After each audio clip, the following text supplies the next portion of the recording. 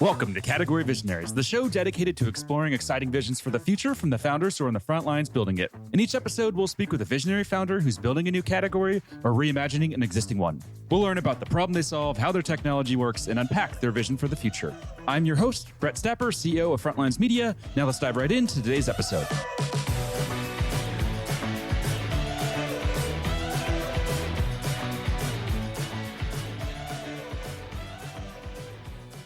Hey everyone, and welcome back to Category Visionaries. Today we're speaking with Nitzan Yudan, CEO and founder of Benivo, a relocation services and mobility tech platform that's raised $30 million in funding. Nitzan, how are you? Very good. Very excited to be here. Thank you so much. Yeah, I'm really excited as well. This should be a really fun conversation. There's a lot for us to talk about. And as we were just chatting about a few minutes ago, you and I are very aligned on a lot of methodologies and how we approach building companies. So should be a really fun interview. Before we jump into all that, let's talk about what the company actually does and tell us about the early days of the company, because I know you started off with a very different product. Right. So in Benivo, we are an HR tech company selling to enterprise or large organization, a solution for a team within HR called Global Mobility about managing their global workforce. Not going to get to all of that. It's a fascinating world that I didn't know about that, but technology plays an important role there. But as you said, it's not how we started. Actually, it's not a new company. I started a company now more than a decade ago. And we actually started with an idea about, maybe in that space, but more about renting out my place when I'm away, right? And starting a business like that in 2011 might sound familiar to some people, because another company was also launched on that period, which was Airbnb. And I think at that period, I didn't realize, what does it mean to be a consumer business and compete with the like of Airbnb, because I raised $1.5 million. Now, when I raised that amount, I thought the next big thing I'll need to do is to choose the name of the island that I'll own in the Caribbean. That was how well I understood what consumer business is. But then Airbnb raised $1 billion, right? And by the time I realized the difference between $1 million to $1 billion, they raised $2 more billion. And it became kind of a really impossible place to be, right? There was about $500 million were raised in Europe to compete with Airbnb. 498.5 out of that ended up to be a write-off. 1.5 million survived, which is us. And we survived because we changed. And I think that story of how we changed is something that really defined the culture of the company, because we were realizing that we can't continue to compete with Airbnb. And we've tried, we had 10 different ideas, right, of what would work. And we didn't know which one will work. And we had two options. Either we go and build them or we go and sell them. Now, if we would go and build them, even an MVP, you would have a different guest on this show today, because the company would have gone bankrupt. But what we've done is we went to sell it. And we didn't know which one will sell, but one of those ideas just led us to a meeting with Google. And Google told us, we showed them the platform we had, and we said, yeah, that's nice, but we have a different problem. We have a problem with employees who need to relocate, with getting payments to them. And everyone in the industry said it's impossible to do. And we said, what do you need to do? And they explained us to the challenge. And, we had a payment engine because we had something to compete with Airbnb, right? So there's ability to make payments. So we said, yes, we can do that. And they said, okay, so you have two options. There's a seasonal business. Either you go live in 30 days or go for next year. So 12 months and 30 days. Which option do you want to take? And that became for me a question I ask in every interview when I meet people. Which option would you take?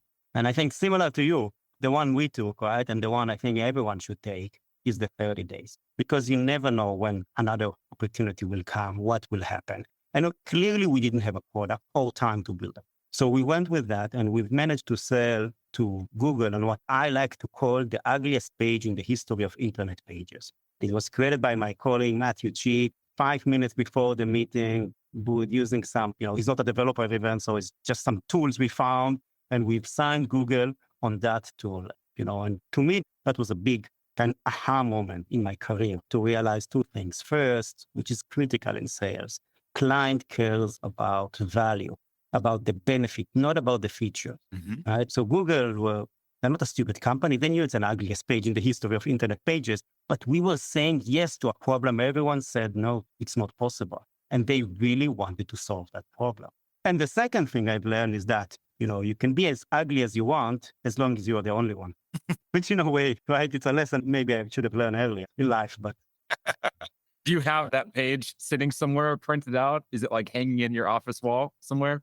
Well, we mostly do virtual work, so not in the office, but yes, I do that in every presentation to every person who joined the company, always showing them that because this became our DNA, right? We call it sell, solve, scale. We always start by selling and getting someone to pay for what the value is. Because when we do a survey, it doesn't work, right? It's so easy to say, how likely am I to buy that? 5 out of 5. It's always 5 out of 5 every time. And when they want it out, oh, that's a different question, right? And I don't have the budget, and not this year, and not. We've all heard that, right? So it's very, very different to ask for the money. And that's why we start. We always start with the sell. Then we figure out how to deliver. So with the example of Google, we've done it manually for 6 months. There was no product. Only after we've done it manually for 6 months, we actually realized what we need to build. And because for technology, always says, oh, technology can solve it. But technology is built by people for AI, but it needs to know what is the problem to solve. And in order to do that, that's a great way to learn. And that approach, that framework has really become like how the company operates even now. And, we have 100 people in the company and we are mature and we have a product and it's beautiful. It's not anymore ugly, but we keep bringing new capabilities under this approach. And it doesn't matter if you are a new joiner, a C-level, anyone. This is the DNA of how we work and how allow us to move fast and faster than the competition. Why do you think Google gave you a chance? Why did they put their trust in you? Was it just an amazing team? Are you just an incredibly charismatic guy, so they were betting on you? Why did they give you that chance? It's a good question. I think sometimes, right, when I talk about, some of our clients, Microsoft, Capgemini, Bayer, CGI, these huge companies, and we talk about how do you sell to a company like that? The answer is you don't sell. We didn't never sell to Microsoft. We sell to one person there. And that person we've built a relationship with. So they trusted us. We didn't sell product, we sell ourselves. In every sales interaction, we sell ourselves. We sell the passion, we sell the vision, of course, also the ability to execute, right? But we sell that. And if we manage to get and build that relationship, one of our biggest engagement with a client, an enterprise client like that, we've actually participated in an RFP, a request for proposal, and we got eliminated already in the RFI stage. We didn't meet some of the criteria. But based on that, I continued to keep the conversation there with the decision maker. And we were exchanging email every week. For some reason, Saturday was the time he found that it's best to write to me Saturday evening. And my wife already knew Saturday evening is when I write that weekly email to that person. And we really built that relationship, managed to bring it in person. And then the opportunity came, right? At some stage, someone didn't deliver, a KPI didn't work, and it just had to do a change. And we were top of mind, right? So for that person who I can tell you the name of their children and I can tell you what every kids, like to eat and like to do, it's that level of a relationship to get to know and of course to know their objectives, right? It has to be on their KPIs and their OKRs. If the problem I'm trying to solve is not on the person number 1 or 2 list of priorities, it's never going to work, right? It's going to be very, very tough to do a sale. So yeah, Google was an innovative company and wanted to support new companies and, they are phenomenal, but it's really about building that relationship, finding someone who will give us a trust, especially early on. Today it's very different, right? Today we have case studies and client testimonials and ROI and models and, the whole process, and it's fantastic. But getting on those early sales, I think it's all about relationship. This show is brought to you by Frontlines Media, a podcast production studio that helps B2B founders launch, manage, and grow their own podcast. Now, if you're a founder, you may be thinking, I don't have time to host a podcast. I've got a company to build. Well, that's exactly what we built our service to do. You show up and host, and we handle literally everything else. To set up a call to discuss launching your own podcast, visit frontlines.io/podcast. Now, back to today's episode. Were there any mistakes that you made as you were beginning that cycle, selling to enterprise? Is there anything that you look back on and say like, oh, what were we thinking? That's the wrong approach. Yes, but I think there's a time limit on this podcast because I can talk about the mistakes I made now for the next, 7 hours. I'll give you an example of a mistake we've made not that long ago on positioning. So part of our solution is that in the industry we sell to, there are a number of layers, right? And we actually replace 2 layers. So it's 2 for 1. You get 2 for 1. Instead of having to pay for each of those layers, you pay us and you get to the value of 2. And they're, of course, better integrated and all of that. So what we thought is, hey, let's go for setting up a new category, because that's what I read in all the sales book, right? You want to be the new category. So we set up a new name and a campaign, and we explained that, and no one will buy. I mean, a few will, but very few bought it because it was very tough for them to understand, because that's not how they're used to buy. And in our case, in selling to HR professionals, they have a very busy job and they're doing a lot of work that is not about figuring out what this vendor is doing. So they knew there's a technology vendor that is doing a lot of noise, but actually, how do I buy that? That was a struggle for them. So what we ended up doing is we separated our whole marketing proposition to actually those two layers that we replaced, and say you can buy it for this layer or buy it for that layer. And of course, you can buy for both. But only when we change it to actually name the layers as they used to be, they started to say, oh, now I understand. So I invite you to the RFP about this when you compete with the incumbent or the legacy providers and show the new way of doing it. But it just started to resonate with them how to buy.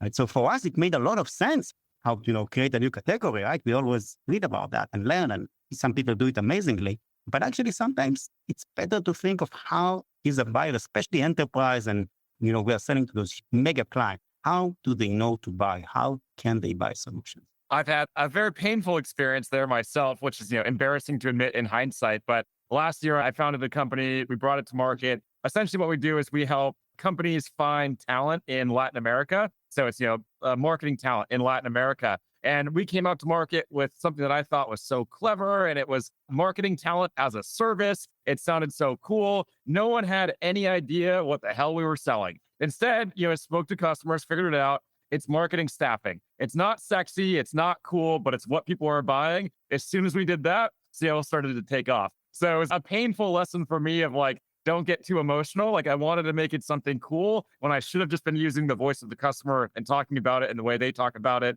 And that was the smart approach. Unfortunately, it took me about 6 months of trying to sell the other solution to figure that out. Well, 6 months, I would say it's fast. To me, it took a few years to realize that. So you should feel good about yourself. But yeah, those are the kind of nuances in sales that are so important. The impact they make is so big. So definitely worth to, yes, this is what the trend is, but actually, how do our buyers want to buy?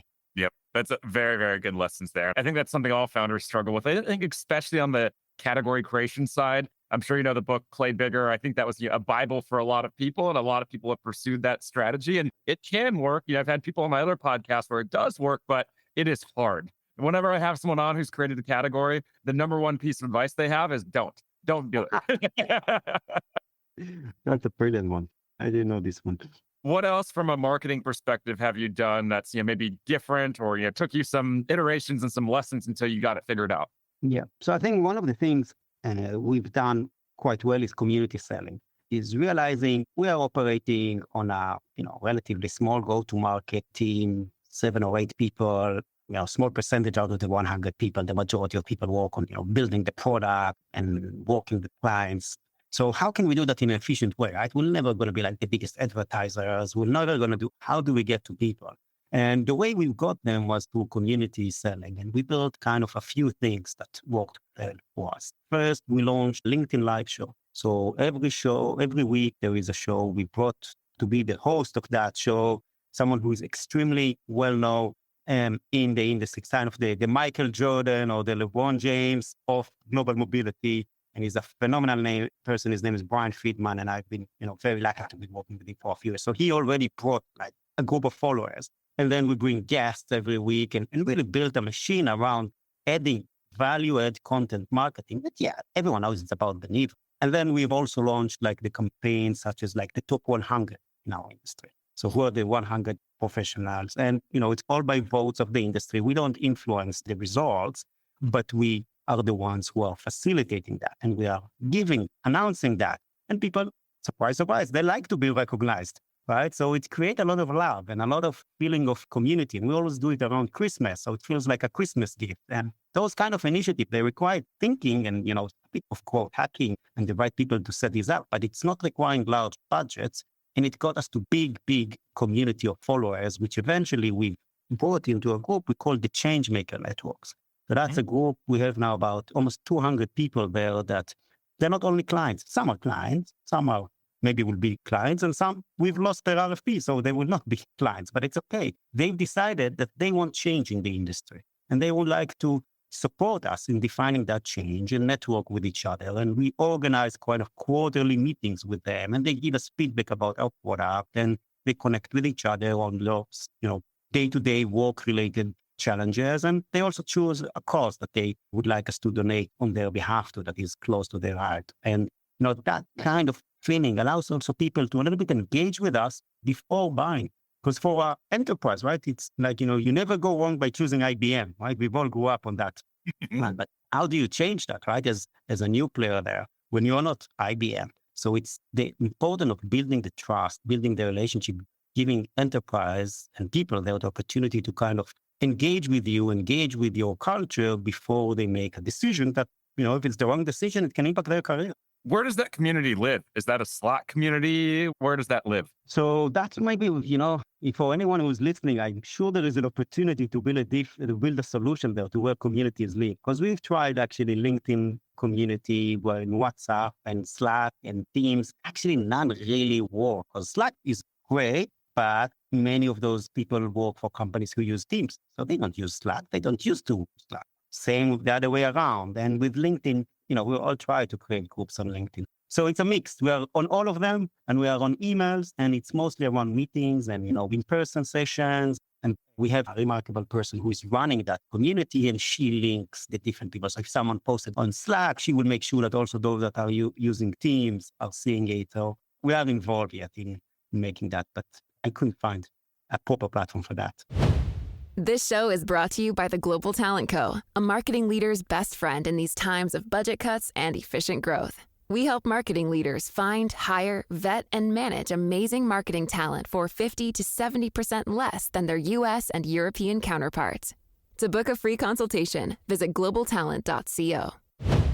I've tried to search, and it's so hard to find. We made the mistake, I would say, early on. We went with one of these, purpose-built community platforms, and it was beautiful. It looked cool, but it's so hard to get people to want to use a new tool. If you're living in Slack, you're living in Teams, like we're all overwhelmed enough. Like we can't maintain and stay up to date with another tool. So we had to go back to Slack, but we have a big community. We have about 20,000 people in there. So it's annoying because we can't do the paid version because that would probably bankrupt us. I think it's $12 a user for a free community. That wouldn't work. So you just lose all the features, all the capabilities. There's I think 90-day retention. So you lose all of these things, but sounds like you haven't found a solution for that. We haven't found a solution. And I don't know if there is a solution because it's so fragmented. So it's tricky. Yeah, I agree. It needs to link to where people work, right? And if it's not where they work, it's going to be very, very tough. So, but hey, now with all the MCP and the ability to connect with agents, I'm sure some of your listeners will come up with a phenomenal idea. Yeah, I hope so. And I hope to have them on the podcast to unpack it. On the community side, how did you find that community manager? What was the criteria that you were looking for? Was it someone who has, experience building tech communities? Like, who was that persona? Because it's kind of a tricky one to find. I feel like there's not this clear, easy criteria of the perfect community manager. That's exactly who we need. Yeah, it's a good one. And no, the one we found, randomly, I came across her, and, I had a call with her, and I immediately said, oh, this is a person I would love to work with. She had the passion, she had the energy. And I said, we'll need to find a role for her eventually. And then when the need for that role came, and it's not a full-time job, she also does other things with us, like producing that show, etc. Then it fits. So in our case, she had the right attitude and approach, but also the industry knowledge. So she can engage with the community members in value add because she knows what is their role and what are their specifics. So yeah, not an easy one to crack. Yeah, that has to be the hard one. How big's the marketing team outside of that community manager? How big's the marketing team? It's tiny. Our entire go-to-market, marketing and sales is under 10 people, right? So we are extremely efficient. And with that, we've achieved some massive growth. So it's really about the fact that we are selling to large enterprise, so the ACV is very high. And second, it's a lot about quality and using AI. We are using AI internally in everything that we do in the go-to-market, extremely efficient team. I'll give you an example. Every call that is done with a prospect, we transcribe that, using Gemini. And then we have a library of prompts that run on that transcript and automatically does a few things. First, identify what needs to be updated in HubSpot, all of that. That's the obvious. But then we use MEDPIC as our sales methodology. So it ranks every deal based on the MEDPIC score. And it is trained on the historical call. So it can also see the progress we've made from the previous call and then act as a coach to the salesperson and tell the salesperson, hey, you didn't yet discover who is the economic buyer, the ultimate decision maker. So here's what you should do on the next call. And here is the follow-up email that you need to send. Right? And you can build that all into the prompt. So to teach, we use Gemini there, but to teach Gemini in a gem, kind of your sales methodology and your value proposition, and then what's the output you want. And it allows to provide like very, very high quality sales coaching. And it all comes, from the basic package that everyone gets out of Google, or the same with Microsoft solutions, etc. I wonder that with a lot of these, purpose-built tools that are just, really crazy expensive. Like there's, one that I won't name them. I don't want to bash them. I like the company, but very expensive. I think conversational intelligence, what they call it, sales intelligence tool. I evaluated the product, looked great. I use Fireflies and I think it's $9 a month, which is a very big difference. And yeah, maybe it doesn't have some of the features, but we can take that, download that, we put it into custom Claude bots, and then we have custom Claude bots. Like, I like having the control, and I also like that cost isn't crazy. So it's interesting to see that there's all of these use cases that, you can really build out and customize for yourself in a very low cost way. I find that to be very exciting. I exactly share your view. And, we use make.com to create our flows. And in a way, this allows to do a lot more customization. So I've tried actually to use some of the tools that are done and do all the automatic prospecting, etc. It doesn't work as well as to when we build our tool, because, when you try to solve one problem with AI, it's normally possible. When you try to create a generic problem solving for different companies who all have different challenges, it's a completely different level of, maybe it will change within, by the time the podcast go live, because the fast of this technology moves. But at the moment, I didn't see something that's competed with what we could do in-house. And it's not that we closed our development team and said, oh, only build our in-house tool. That, it's everyone who's in the team actually built. Do you have a go-to-market engineer on the team? That's a position that I'm seeing talked about more and more. I'm not sure if you're seeing that buzz, but they're bringing in, an engineer that's just dedicated to go-to-market. So I think to counter that, the typical engineers or standard engineers just don't have time and don't want to work on go-to-market is what I typically see. Are you seeing that at all? I see that on LinkedIn, but I don't get how someone can justify that as a full-time job unless it's like a mega company. And, I don't know to run mega companies, but on a small scale company, I think, this is all of us. We need to be a prompt engineer. And, I've spent a lot of my evenings and building and coding, prompting and improving in that. And, I'm the CEO and I expect everyone to be doing that and to be able to utilize those tools and create them ourselves. So yeah, we have people who are more talented and, they will come and join, but it's going to be for a couple of workshops to try and improve that and then move on. But at least this size of company, I don't think it can justify. I mean, there is such a pressure today, right? Revenue per FTE. And with everything that some companies are achieving, it creates a high standard. So on every FTE, we need to be extremely, see that value. So in my view, not yet. What else have you learned from bringing AI into the go-to-market function? Any other lessons or insights that would be useful for founders trying to do the same? Because I think that's everyone. I think everyone's trying to, explore how to do this as well.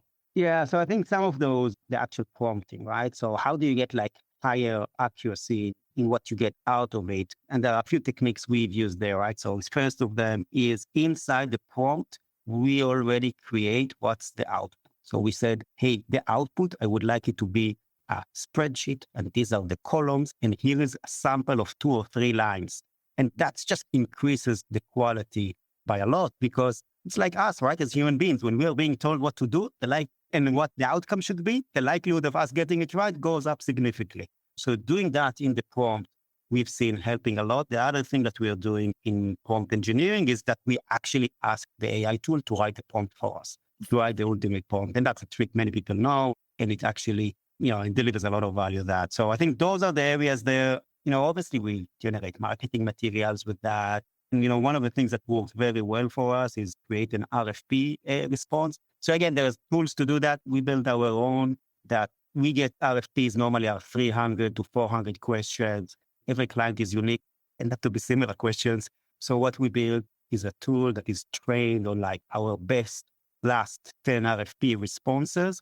But then to make sure it doesn't make it generic, we write kind of a strategy document for every client and we train it on that strategy. So it tells the story. So we know the pain points, we know what they're looking to achieve. All of that summarized, we add that to the prompt, and then the answers are including those stories and examples that are relevant to that. So that's like reduce our time working on our piece, but I would say 70 to 80%, and allow us to still operate as such a lean team.